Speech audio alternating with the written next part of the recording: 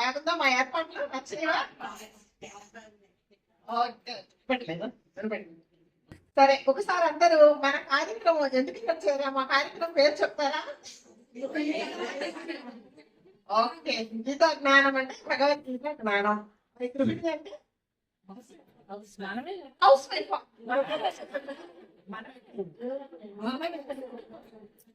గృహిణి అంటే పేరు కాదు, మనందరిలో ఉన్న గృహిణి తత్వం అన్నమాట.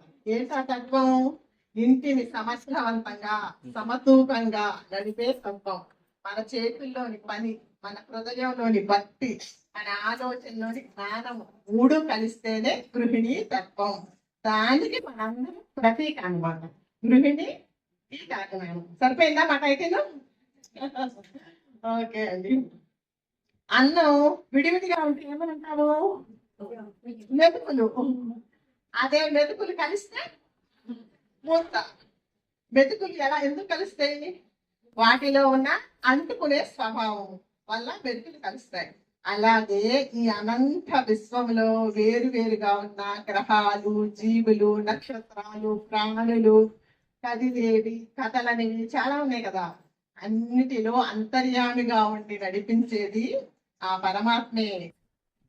అహమాత్మా గుణాకేశ సర్వభూతశయ స్థితః అహమాది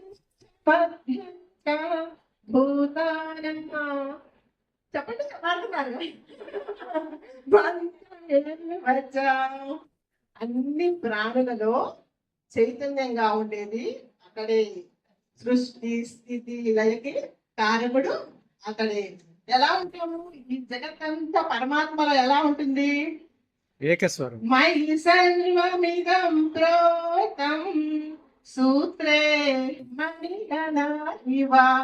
ముత్యాల దండలోని ముత్యాలన్నీ దారంతో ఎలా కూర్చుతారు, అలా మనము ఈ జగత్ అంతా పరమాత్మలో అలా ఉంటామన్నమాట.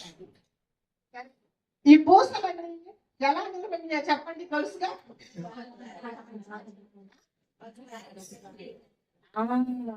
పూసలన్నీ ఆధారంతో నిలబడ్డాయి అన్నమాట.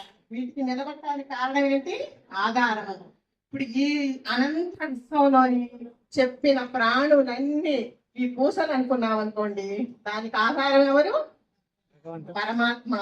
అదనమాట ఆ పరమాత్మ. ఇది వ్యక్తమైన పరమాత్మ, వ్యక్తమైన రూపము. జీవులకు ఆయన ఆధారంగా ఉంటాడు. అదే సృష్టికి పూర్వం జీవులన్నీ జగతి అంతా పరమాత్మలో ఉంటుంది. అది అవ్యక్త చైతన్యం అన్నమాట. అవ్యక్త చైతన్యము సమయం వచ్చినప్పుడు వ్యక్తమైన విశ్వంగా మారుతుంది. సమయాంతానికి, కాలాంతానికి ఈ జగతి మళ్ళీ అవ్యక్తమైపోతుంది అనమాట. అంటే ఉన్నది ఒక్కటే, అది పరబ్రహ్మము. బ్రహ్మ సత్యము, జగత్ మిథ్య.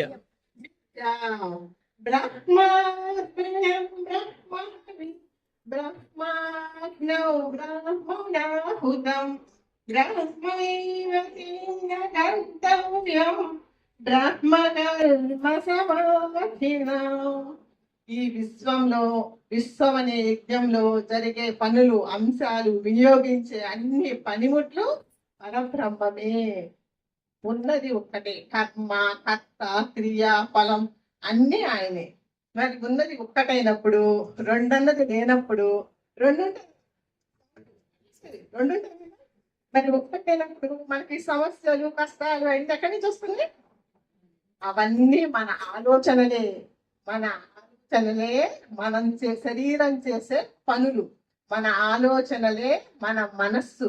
మన మనస్సే మన జీవితం. మన మనస్సు ఏం చేస్తుంది?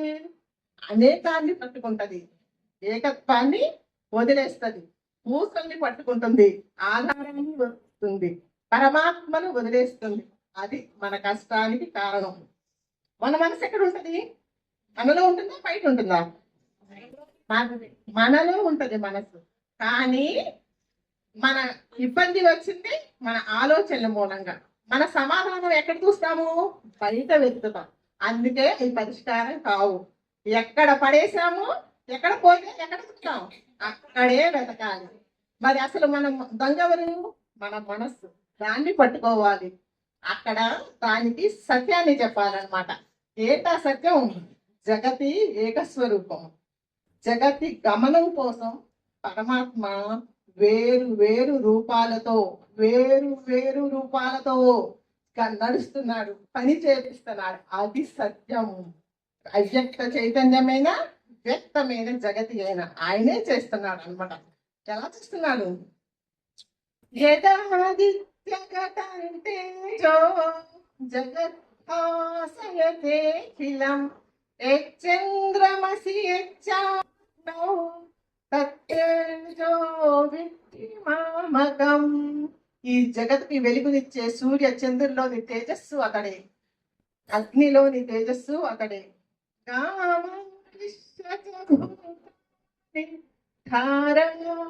ధారయామ్యహమోజసా ఉష్ణామి చౌషధి సర్వా సోమో భూత్వా రసాత్మకః. ఆహారాన్ని ఆరోగ్యాన్ని ఇవ్వటం కోసం సూర్య చంద్రుల్లోని పౌష్టిక శక్తి అతడు. మన ఆహారాన్ని మాత్రమే ఇచ్చి కూరుకోలా, అది జీర్ణం చేయటానికి చటరాగ్నిగా మారాడు. మలినాన్ని నెట్టేసే అపాన వాయువు కూడా అతడే. అహం వైశ్వానరో భూత్వా ప్రాణినాశ్రితః ప్రాణం సమరిత పచామ్యన్నం చతుర్విధం. ఒక్క శ్వాసతో మనలో ప్రవేశించి ప్రాణ అపాన వ్యాన ఉదాన సమాన నాగ కూర్మ కృకుర దేవదత్త ధనంజయాలుగా మారి మనల్ని పోషిస్తున్నది అతడే. అంతతో ఆగలేదు, మన జ్ఞాపక శక్తి అతడు. బాధల నుంచి బాధలు పోగొట్టే మరుపు అతడు. మన జీవన విధానానికి అవసరమైన జ్ఞానం అతడు. సర్వస్య చాహం హృదయ సంనిష్టో మత్త స్మృతి జ్ఞానమపోహనంచ వేదైశ్చ సర్వైరహమేవ విద్యో వేదాంత కృద్వేద విదేవ చాహం. వేదాంతాలు చెప్పేది అతని గురించే. ఇన్ని తెలిసి సర్వం ఆయనే అన్న సత్యం తెలిస్తే మన మనసు స్థిరత్వం పొందదు. స్థిరత్వం పొందిన మనసులోనే ప్రజ్ఞ మేల్కొంటుంది.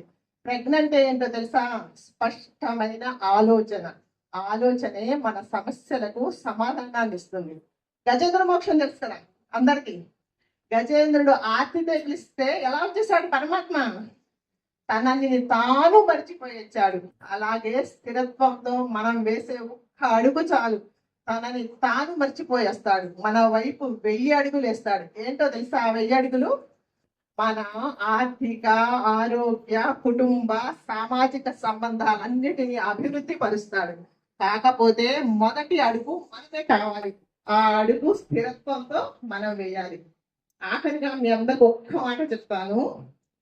పరమాత్మ, మనం పువ్వులు విడివిడిగా ఉంటాయి, ఆ పువ్వులను పరమాత్ముడి పాదాల దగ్గర మాత్రమే వేయగలం. కానీ ఆ పువ్వులు దారానికితో మాల అయ్యి అల్లుకుని దండ అయితే పరమాత్ముని మెడలో ఉంటాము. అలాగే మనం అనేకాన్ని పట్టుకుంటే పాదస్థాయిలోనే ఉంటాము. అదే ఏకత్వాన్ని పట్టుకుంటే ఆయన హృదయం మీద పూల మాలలాగా ఉంటాము. చేతులు 2 కలిస్తేనే పరమాత్ముని ప్రార్థించగలం.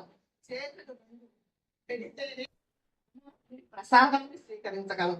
కాళ్ళు 2 కలిసి నడిస్తేనే జీవన గమనం ఉంటుంది. మేము ఈ గీతా జ్ఞానం ద్వారా లాభం పొందుతున్నాం కాబట్టి అది మీ అందరితో పంచుకోవాలన్నదే మా ఈ ప్రయత్నం. మీరు కూడా స్థిరత్వం కోసం ప్రయత్నించండి. మా వారణాసి ఎప్పుడూ మీకు అండగా ఉంటుంది. జై శ్రీ